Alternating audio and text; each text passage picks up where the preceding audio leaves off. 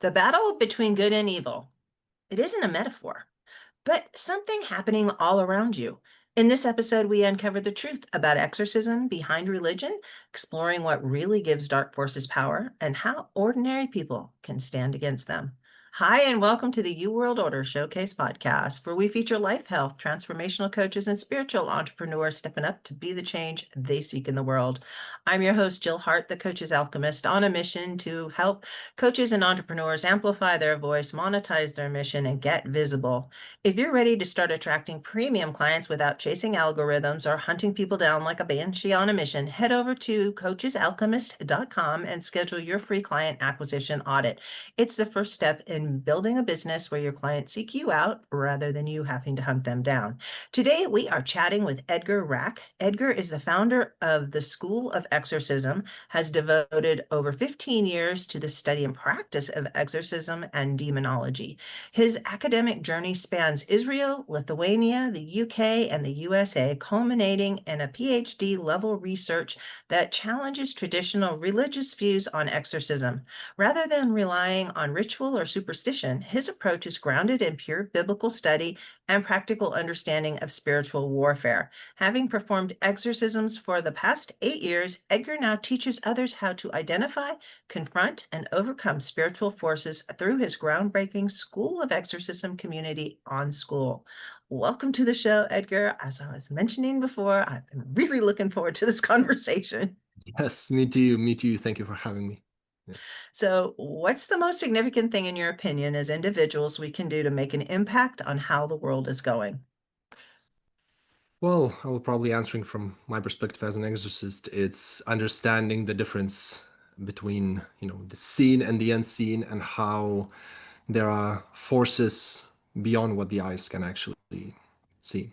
How the forces of darkness and the forces of good and evil, they actually work in the unseen world. That would probably be a good start. Yeah. So let's start with we could probably start in the beginning, like what's your story, but I really want to know how you define like good and evil in the unseen realm, and where do you suggest that they come from? So that's like a three-part question. Right. That's fine. That's fine.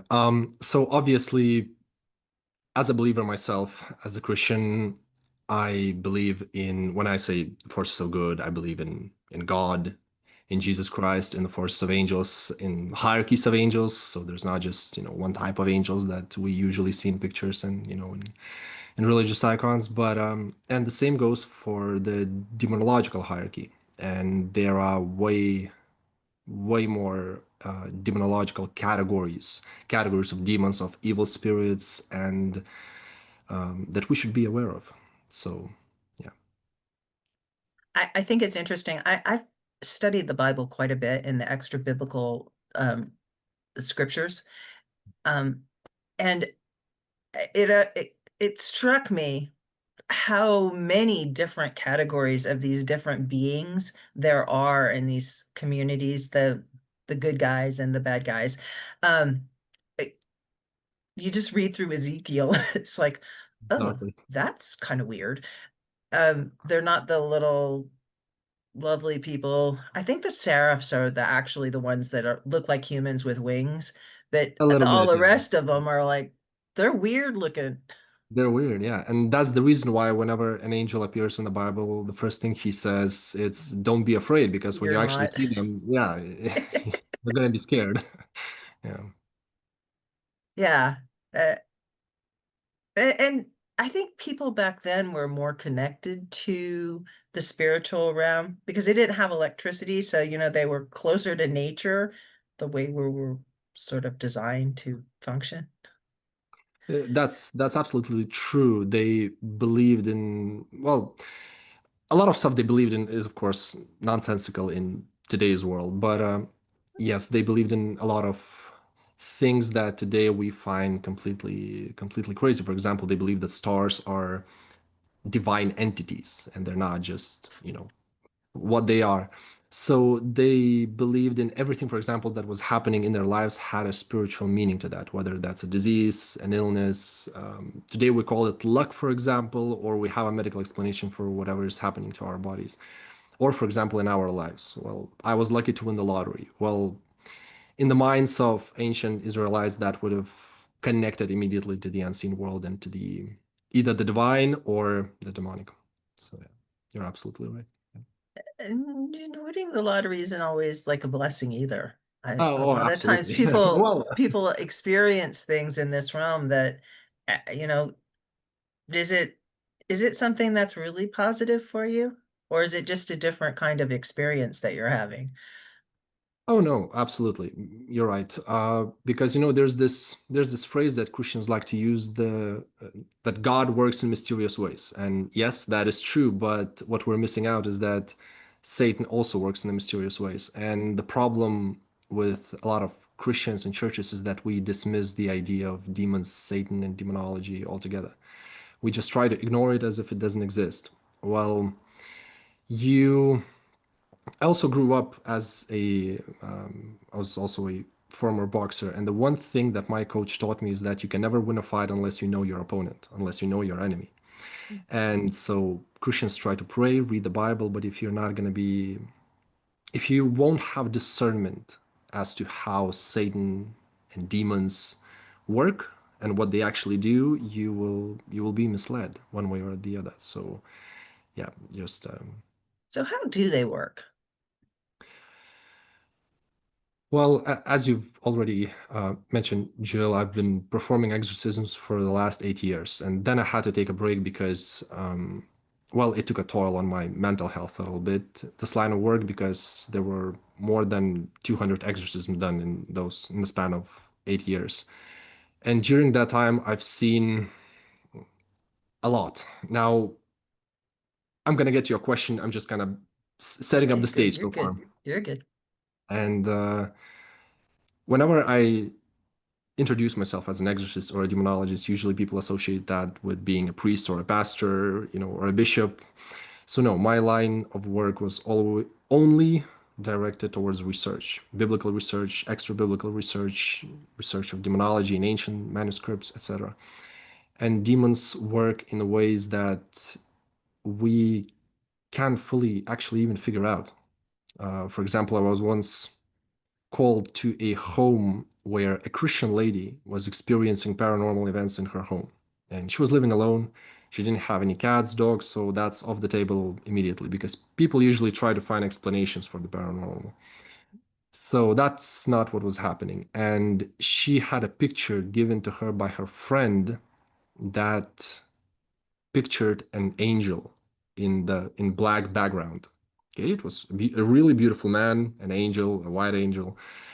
And like to a normal eye that would seem like an extremely wonderful painting, etc.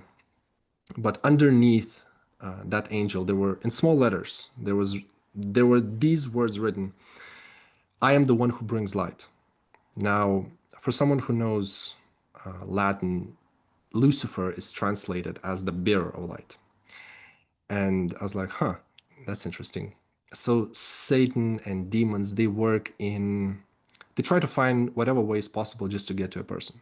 It can be an object, it can be an addiction, it can be even a close friend. They can work with the person that they're targeting through people around you. That's why it is so important to surround yourself with believers, with someone who is with you on the same path to God, because Satan will find a way. Satan will find a way to get to you. If it's not addiction, then he's going to use a girlfriend. If it's not your girlfriend, he's going to use your friend. If it's not your friend, he's going to use money or finances or something. So yeah, it's they work in every way, shape, and form possible. Yeah, they never sleep. That's for sure. So how would you, um, what are some common signs that someone might be under spiritual oppression or even possession? Yeah. So uh, there are levels in what we call possession. So there's spiritual harassment. There is spiritual oppression. So possession is extremely rare. So usually whenever we see a person who is well, I call it attached, has a demon attached to him. We usually think that, oh, that person is possessed. No, not necessarily. Just because there's demonic activity happening in the life of that person or in that person's home, that doesn't mean that he or she is possessed. So possession is like 10% out of 100, right? Of all of the cases. Usually it's harassment, attachment, oppression. And what are the signs? Well, again, it depends.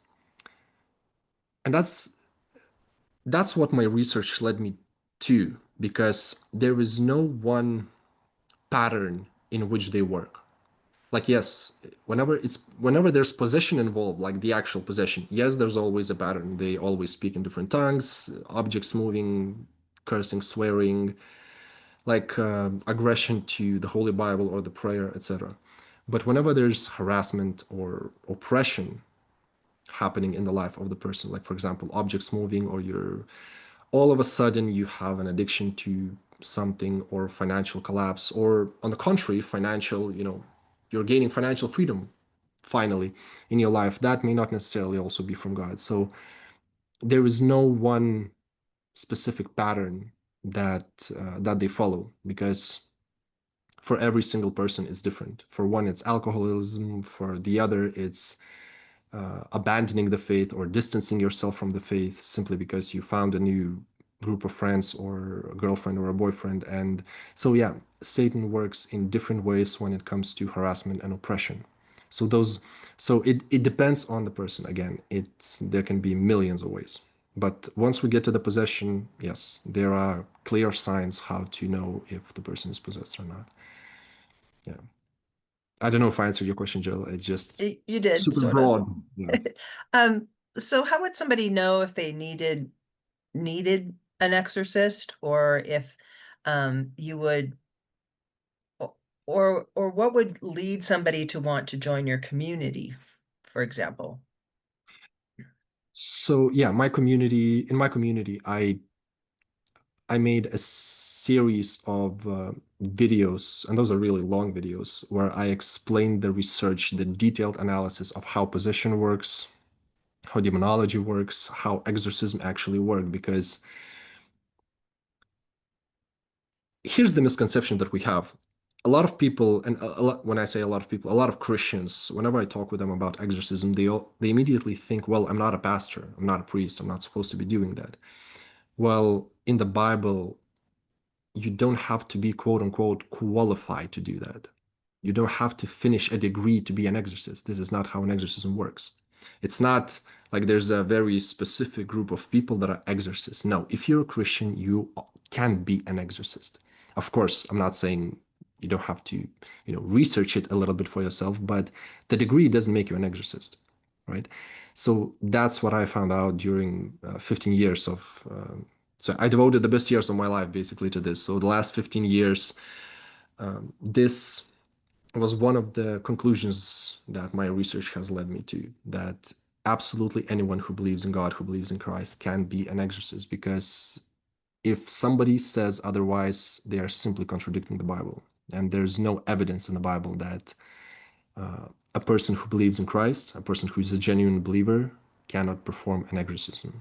If they say that, again, that was again one of the motivating factors behind me joining, this my own school of exorcism, where I studied exorcisms and demonology, is because the church has this misconception that there are certain rituals, certain prayers. You have to know Latin, you have to know Greek, you have to know Hebrew in order to, have an influence on demonic entities. You have to be ordained or qualified. No, this is all complete nonsense. And this is not how it works. This is not how exorcism itself works, because you There's are a not. lot of the Christian community that's kind of like that. Oh, I know, I know. There are a lot of Christians who don't. There are a lot of pastors actually who don't like me, but there are a lot who do as well. But this is just not. This is not how it works, because this is why we have the misconception of an exorcism. Y- A person who's performing an exorcism is not the one who's casting a demon out. It's not you. It's not Edgar. It's not Jill. It's not Robert. Demons are not afraid of Edgar. Demons are not afraid of Edgar's prayers even. Demons are not afraid of a crucifix. They're afraid only of God. So if there is no God in the heart of that person, demon is never going to leave. I've seen that with my own two eyes. When a well-meaning priest was trying to perform an exorcism, but it just didn't work. He used every prayer in the book. And he was performing that exorcism for months, and it never happened. You can silence them though with Silence what? prayer. You can silence demons with prayer. I've seen it personally in my own life. I've had an experience where um I don't feel comfortable sharing the whole story, but I was experiencing a possession with someone who was was actively attacking me and my faith. And I would pray, and they were in the hospital. And I went into, before I would go in, I would bind the demon in prayer. And then they actually couldn't open their mouth to talk to me. I mean, they would try to, but they just couldn't get their mouth open. And when I would leave, they could talk again. So, Oh, uh, that's absolutely true. Yeah, that's absolutely yeah, it's like that's a concrete experience that I know of that I've seen in effect. So you're saying things like holy water and crucifixes don't actually protect people from demons? I'm saying they are good tools, but that's not the essence of the exorcism. Demon is not afraid of holy water or crucifix. And again, priests and the way I was taught, the way it's being explained is that, well, since it's blessed, therefore it works. Well, they are afraid only of God Himself. These are simply objects. If you think that a piece of wood that costs $5 is gonna drive a demon out of that person, you are mistaken. This is not how an exorcism works. And yeah, these are really good tools. Again, you don't need shoes to walk, but it helps. So it's kind of the same. You need the legs, right? So I don't know if this metaphor makes sense, but yeah, yeah. So in your community on school, and you actually have two communities, but we're just going to talk about the first one for now. Um, when you're when people go through the classroom and the courses that you've put together, what what are they going to come away with? What's the end game there? Is it just to learn about demons and how they operate in our lives, or is it to actually learn how to do exorcisms? Is it to learn how to identify demons? What what's it all Yeah, about? so what I did, this school community was a project that I was building for a year and a half now, because so my goal was basically to summarize 15 years of study, research, reading into, I don't know, 20 hours probably. 20 hours of courses, maybe 15, 18 hours of courses, something like that. Mhm. 18 hours of videos. And in those 18 hours of videos, you're gonna come out fully equipped with the information that you're going to need to recognize demonic possession, to cast a demon out. Because I teach the I teach the rite, the ritual of exorcism, literally step by step, beginning from A to Z, taking baby steps. And so you're not just gonna find out about what exorcism is, what demons are, what are their names, etc., but fully equipped with all of this information that is absolutely necessary. Because the reason I'm saying this and why this is extremely important is because I've read countless books which were completely on exorcisms and demonology, which were completely meaningless to my line of research. Like they didn't add value. So this is probably the most valuable information on exorcisms and demonology that you will find literally in one place. So you don't have to read countless books and perform exorcism yourselves. So you will be fully equipped with this idea of what an exorcism is, how to perform an exorcism, what demons are, what to do in different situations when demon doesn't leave, or when he pretends to leave, for example. That happens as well, and everything related to demonic activity, possession, etc. Yeah. Do you help people figure out how to move on after the exorcism? Because I know there's a verse in the Bible that talks about, one you drive one demon out and then, 10 more show up in its place. I believe that's Matthew 12. Uh, yeah, I believe that's Matthew 12, and that's probably I'm extremely grateful that you brought that up because I once was in an argument with a fellow lecturer in Lithuanian university here, and we had an argument, what is an exorcism? And I was trying to explain to him that the actual act of exorcism is only 10% of the entire exorcistic story. Like it's just a very small fraction of what an exorcism actually is. Because to perform an exorcism, it's okay, this is going to sound extremely weird, but compared to what follows after, it's extremely quick, it's extremely easy. Well, again, compared to what comes after, because there's a really long rehabilitation process for that person. If casting a demon out, that's not the most difficult part. That's what I meant. That's not the most difficult part. The most difficult Putting up part was the out. gate to keep the rest of them from coming in. Exactly.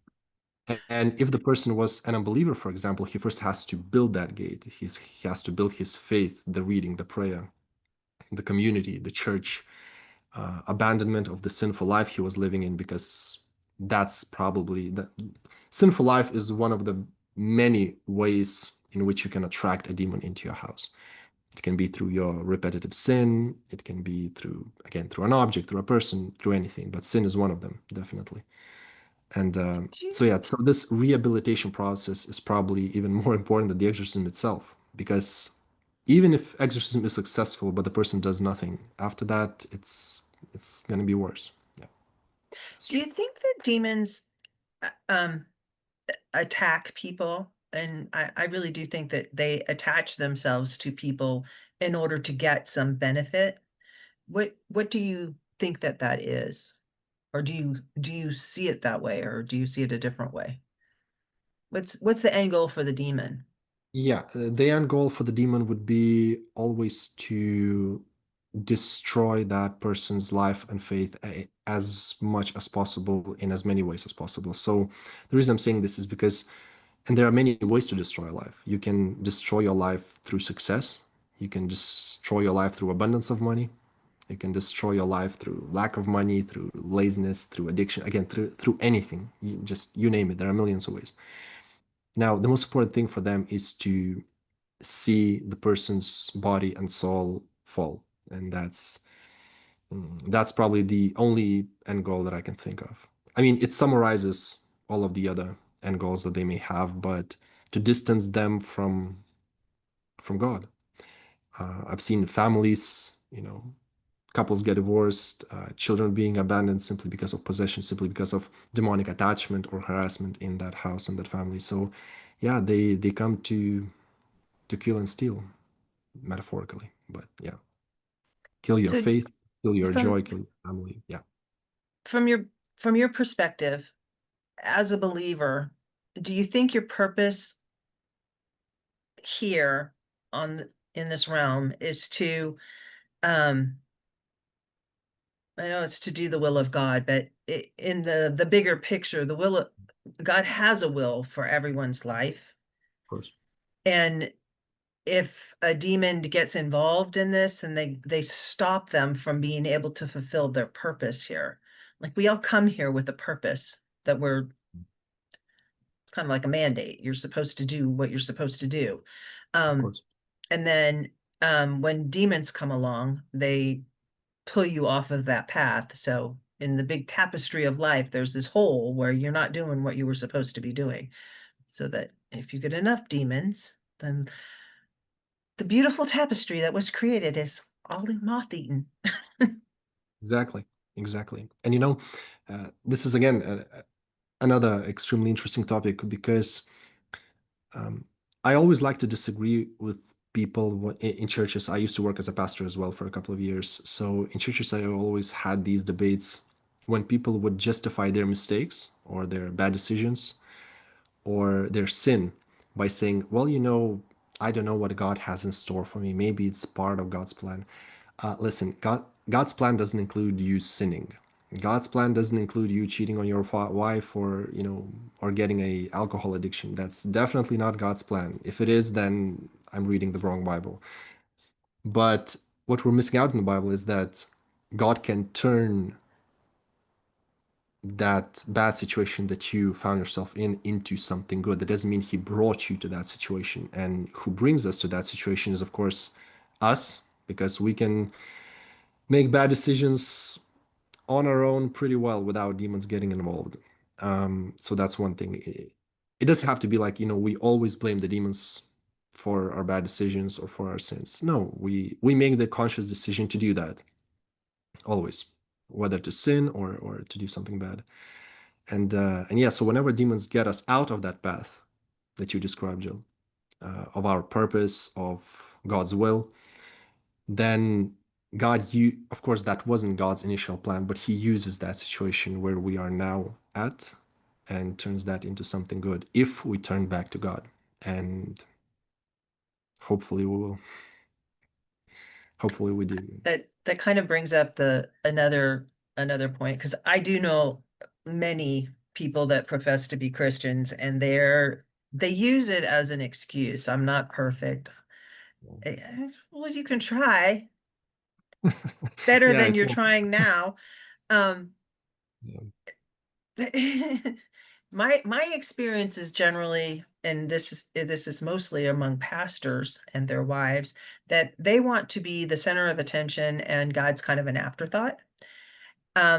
Which it's a big deal. And they're not really interested in exploring things in the Bible or the extra biblical texts. With curiosity, they just want to be right, which is how we end up with all these millions of denominations.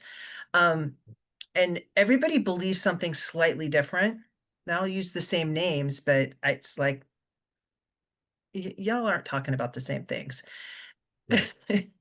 Yeah, Sorry. An orange is absolutely. not an apple. You can call it an orange, but it's still an apple. Um, Absolutely. that's my experience. But when do people, how can people identify when you've moved from like bad decisions that you're making to demon influence or demon possession? Yeah, so the best way to look at this, in order not to be, again, misguided, because there are so many ideas and opinions about this in so many different denominations and churches. Mhm. Ironically, the church that has the most exorcists is the official Catholic Church, like official Right. exorcists. And that's the church that I disagree with the most. We have conflicts every single week, probably, about my research, and I have conflicts about their methodology as well, and how they're doing more harm to people than good. But the best way to look at it is that Satan and demons, just as God, by the way, just as God, what they're doing in our day-to-day life is they're sending an invitation to a holy life, to a faithful family life, to prayer, to the Bible. So the demons do the same thing. They only send invitations. They only send invitations to a demonic realm, to sinful life, to, again, addictions, and there's just, again, the list goes on. And it's up to a person to which side to accept. And again, we're not talking about possessed people, because possessed people can make no decisions at all. They cannot Right. think straight, they cannot talk, they cannot even behave straight. Like, we're not talking about possessed people right now, but just about regular Christians. You are accepting the invitation. Why are you blaming the demon for inviting you? For inviting you to sin, for inviting you to lie, for inviting you to, I don't know, betray or do something. You made the conscious decision. Yes, demons can work in our lives really like subtly. We we don't often see the way they work in our lives, and they work slowly, step by step, in the ways that we would never figure out, in the ways that we would never even notice. And after a period of time, after we are ready, once they worked on us, if that even makes sense.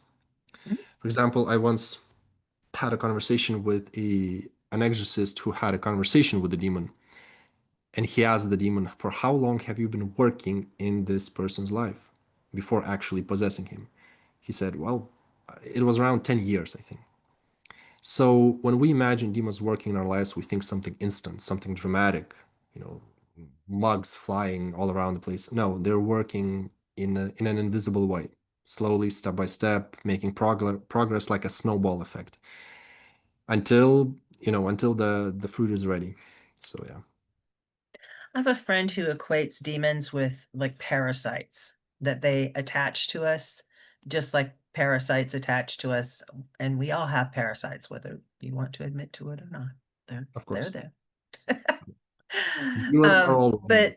But demon, and we have, some of the things that exist in our bodies, like we are a collection of organisms as an organism, like each cell is an individual organism. Um, and when you look at it from that perspective, when demons attach themselves to us or infest us, um, it, they can be moved aside, and I think a little bit of confession has to do with trying to remove. It's like a cleanse, a parasite cleanse. Sure. Let's get this stuff out and look at it and then move on from there. But there's people that do confessions, and they they sin knowing that they're just going to go and confess later, and it's like, Sure. I you know I don't think that's how it was set up to work. Yeah, that's Just my spiritual cheating. yeah. But I thought that the whole parasitic thing was interesting, and that they feed off the energy of their victims, and the more that they can infect you, the greater their impact, and the more that they pull you away from God. That's absolutely true. And they infect, you said it perfectly, Jill. They infect each and every single Christian. They infect them step by step all the time, but just slowly, again, baby steps. And it's not going to be something dramatic. Like yesterday I was a Bible believing Christian, and today I'm an unbeliever. No, it doesn't work like that usually. Because first you abandon church, then you abandon reading the Bible every day. You start reading it only once a week. Then you suddenly start abandoning prayer. So it's a very extremely slow process usually. And yeah, the idea of confession, the way people see confession, that's spiritual cheating. It's not how it works. And the problem is that you can trick your priest, you can trick your pastor, you can trick yourself. You're not going to trick God. He knows what you're doing. So yeah, that's why the fear of God is the beginning of wisdom, not the fear of men, right? Because so once we fear God, we're gonna be viewing confession and different other stuff like prayer or reading the Bible completely differently, when it actually starts with the fear, respectful fear of God. Yeah, Interesting. So let me ask you one last question. absolutely. Um, Absolutely. how about crazy people? Uh, you just added a couple of hours more to this podcast, Joe. That's the most difficult question probably ever. So when I was in my PhD studies for demonology and exorcism, I had to take a course on psychiatry and psychology as well. And also everything I'm saying, you can find that on Google. Most of my research is there freely available as well. And I had to take those courses in order to have at least a glimpse of what we're dealing with when we're dealing with the possessed person. Like, what's the difference between possessed person and schizophrenic, for example? Mhm. And that is an extremely complicated topic, and it's impossible to answer in 5 minutes. But I'll just probably say this briefly, and that's also going to upset a lot of people. But I'm used to that. It's always like true academic demonologists, true academic exorcists. They never rely on an exorcism alone. Like there's always a specialist in psychiatry or psychology involved in the process as well. And I've actually once even met a really good therapist who was also involving the spiritual aspect of his, into his work with his patients. And the reason I'm saying this is because it's never either or. Like if a person is possessed, he will, one way or another, he will show signs of what we call, mental illnesses. It can be schizophrenia, it can be paranoia, epilepsy, like you name it, depression, you name it, whatever that may be. And on the other hand, whenever a person is, just for example, he is diagnosed with schizophrenia, and whenever I'm talking to him, I immediately get this vibe that you probably need my help, or an exorcist's help, or a pastor's help, or a Christian's help, like anyone. So what I'm getting at is that all of the mental illnesses that you can imagine, they always go hand in hand with pure demonic possession. It's always 50-50. It's never either or. And really proper, good exorcists, after the exorcism is completed, they always direct that person to a therapist because there's just no other way. You've been possessed for like, I don't know how long, let's say a couple of months. Your psyche, your mentality, it will be shaken. It's inevitable. It's like almost having a near-death experience, only in spiritual terms. You are Mhm. going to need a therapist. And so they always go hand in hand. So whenever a person is epileptic, I'm not saying he's possessed. For example, an epileptic or a schizophrenic, I'm not saying those people are possessed. But are there evil spirits in their lives? 100%. That's inevitable. They always, because here's the logic behind that. Those spirits that possess you, they are only 1 out of 9 in the demonological hierarchy. 1 out of 9 evil spirits, like the kind of evil spirits that can actually possess a person. And whenever they possess a person, the person's body reacts in the most unnatural ways possible. They start seeing things, hence schizophrenics. They can, or for example, sleep paralysis. That's that's probably one of the most demonic. That's probably one of the biggest signs of demonic presence in your life. I'm not saying those people are possessed, but the fact that demons have influence over their physical bodies, 100%. So yeah, so it's always 50-50. So that's a very short answer to a very big question. I really appreciate you coming and chatting with me about all of this. This has been so fascinating, Edgar. It's my honor and it's my pleasure. Thank you for having me. And we didn't even talk about your other community, which is the Horror Cafe, which is a way for people to connect with you on a different level where they can learn about the kinds of things and talk about the horror genre because, you know, demons and horror kind of go together. Kind of, yeah. It's kind of same thing. Yeah, I'm a huge horror fan myself. Horror literature and horror movies. So I created this, how do I say this? This chill community for people to just come and to create a place for people to come and talk about horror movies, horror experiences, paranormal experiences, but not in an academic way or school type of way, like the School of Exorcism, but just in a chill type of way for people to come and share their thoughts, their experiences, what they read, what they watched, ask any questions, just talk about the horror side of life in the media, in popular media, and in life itself. So it's Very absolutely cool. free for anyone to join. So for people to learn more about what you're doing, they can go to either or both communities.